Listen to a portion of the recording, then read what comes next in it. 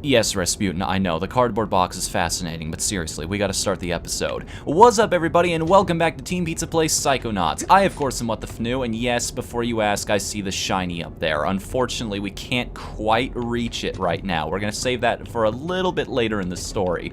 For now, we're gonna start up a cutscene, and after that, I'm going to tell you something incredibly important about this episode, how it might be a little bit of a change of pace on this channel. But for now... So, what's this hairdryer thing do? Ah, you're ready for the brain tumbler. With this device, we will send you deep into your own psyche, where you should find unparalleled insight and power. Excellent! Tumble away. Now just relax. This will not hurt. Unless something really very bad happens.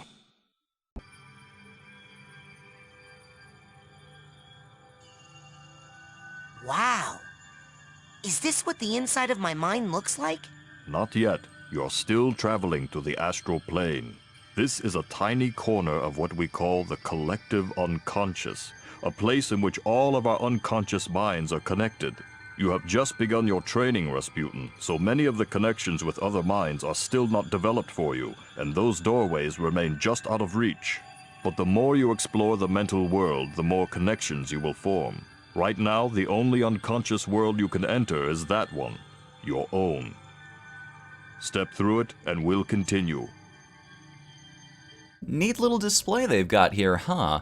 It's basically an in-world, a really cool in-world way of representing something as abstract as a fast travel menu. And yes, before you ask, you can jump off the edge here, and it will result in a lot of pain coming your way. You'll also notice all of these doors will lead you to the different places in the game, but they also have these little symbols around them showing if you found all the safes, all of the luggage, all of the cobwebs, all of the figments, so on and so forth. Neat little way of keeping track of everything you've done, and yes, this was the only way I could stand to get 100% in this game. I always love it when games do this kind of thing. Before we elaborate, actually, there's nothing left to elaborate on. Nothing left to see here, folks. Let's just hop into the brain tumbler experiment. Rasputin, can you hear me? Sasha? Where am I? You are inside your own mind, but I'm not sure where. Tell me, what can you see? I see a rundown gypsy caravan. Do you recognize it? Yes. It's where I was born. I see. Compelling.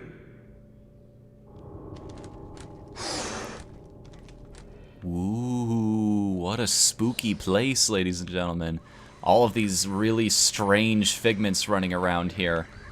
A safe, a little fast travel dude, neat little static going on in the background, and all of this fog, setting up something really interesting, or at least really weird.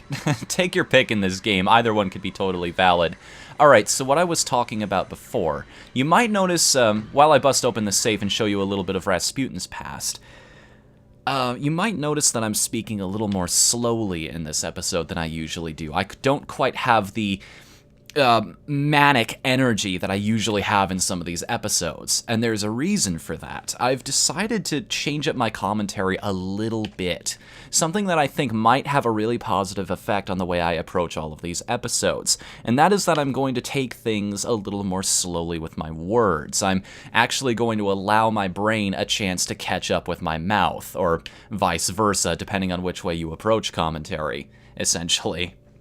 This is basically my way of keeping myself from, well, repeating myself, case in point. And it's also a way of giving me time to think about what I'm going to say and maybe provide much higher quality commentary for you guys. Like, if I can keep myself from falling into some of the typical traps, like, you'll notice that pause right there. I thought about what I was going to say and how I was going to word it, and it led to me explaining it in a different way. I think it's something that's going to be good, but that is a process that only time will really tell if it is a good thing. So let me know what your feedback is on this episode, if I'm doing it right, if I'm doing it wrong, if it makes any noticeable improvement whatsoever. Caravan. What do you see inside? Aha!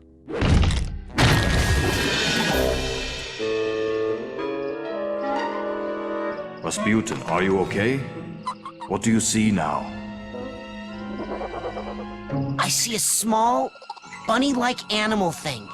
An unfamiliar animal entity in a dream often represents a primal fear or memory. Follow it, and it should lead you somewhere important. Check. Okay, Mr. Bun. You and I are gonna be tight. Wherever you go, I go. Like 2 peas in a... Hey! Come back here!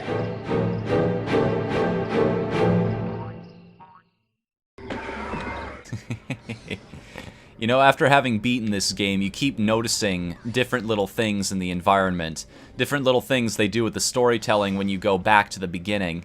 And it all starts to make sense. The clever among you will actually... The most clever of developers will actually leave hints to their story throughout the story. So, and I just want to assure you all that I am noticing them a lot right now. Also, you. Get out of here. Don't you be snipping at my heels. Don't you be snip-snapping. Crackling around all over the place. Also, get back here, you little... At least get into a place where I can pick you up, seriously. Am I chasing the rabbit or this guy? There we go. Alright, did I miss anything back here in my manic chase to find that thing? Yes, I did. Who would have guessed, right? Huh. Also, there seems to be a whole lot of meat around here. Not just the typical flowers that we saw in Coach Oleander's mind. Now, why is it here? Did we bring the meat into his brain, or did his brain bring the meat into ours? And also, I really have a bad image in my brain right now about Coach Oleander's meat. Don't take that out of context. Sasha? What is it? Another bunny? No.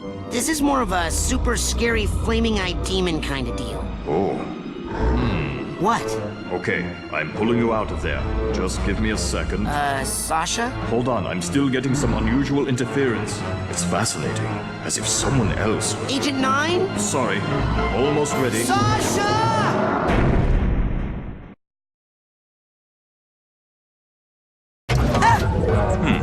That should not have happened. We need to try that again. Oh, I don't think I need to be in the tumbler with the glowy eye guys anymore. Suit yourself. You know, in many tribal societies, learning to defeat the monsters you see in your dreams is considered a rite of passage. I can train you to fight. Come see me when you're ready. Now that seems to be a little bit of a better plan, like actually learn to kill that thing before we go try to kill it. Yeah, sounds like a good plan to me. And we're only at 8 minutes in this episode so far, so hey, we gotta fill up the time with something. Sasha! Okay, I'm ready to learn how to really fight. Oh, really? What? Nothing. It's just that I didn't think you'd really take me up on that offer. It usually scares the kids off. Well, not me. I'm ready to kill for my camp. Listen, I'm sorry, but I can't train you. Agent Vodello would kill me. What's the big deal? What she doesn't know won't hurt her. You don't even have a marksmanship learner's permit. I could lose my job. I'll get one. Even if you used that secret passage over there and snuck into his sanctuary, Agent Cruller would never give you a marksmanship learner's permit. Agent Cruller. Never in a million. I'm off. Be right back after I talk with Agent Cruller. See, this is where you're supposed to learn about Cruller's secret lab. Like, you're not supposed to jump into the tree trunks before this, and that's where you actually learn, oh, okay, I get the name, but most people I watch play this game discover it long before that. Where would you like me to take you? This is just essentially them making this whole process idiot-proof, which, again, I appreciate. It's something you would only pick up if you've been making games for a while. Let's go to Ford's... my sanctuary. Yes, noble Psycho Master.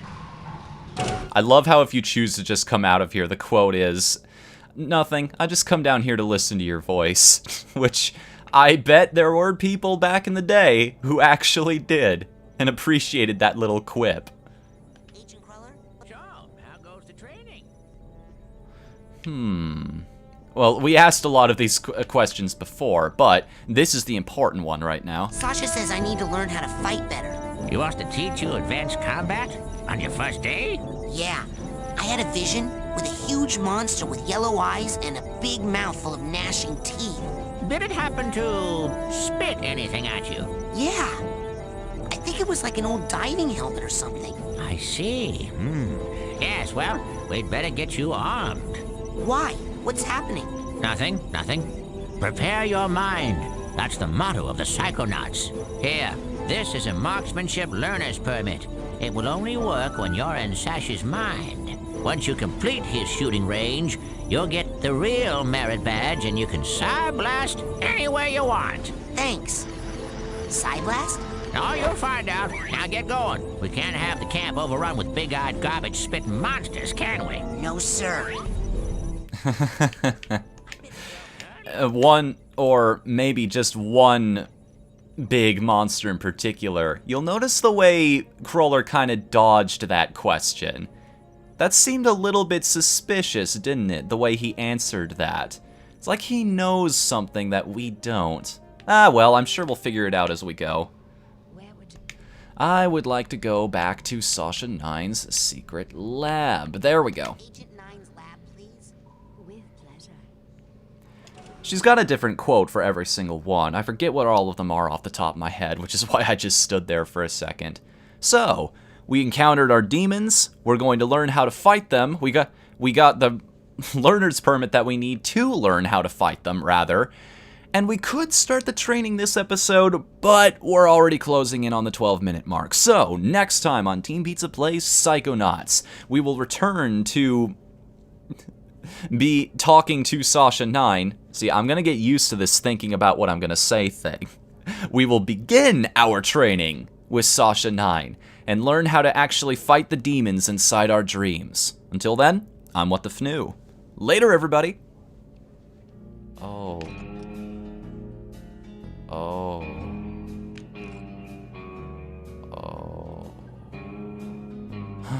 The sad little bird on the block off to the side. Damn, dude, that sucks. Now I'm actually depressed. I forgot about that one. Wow.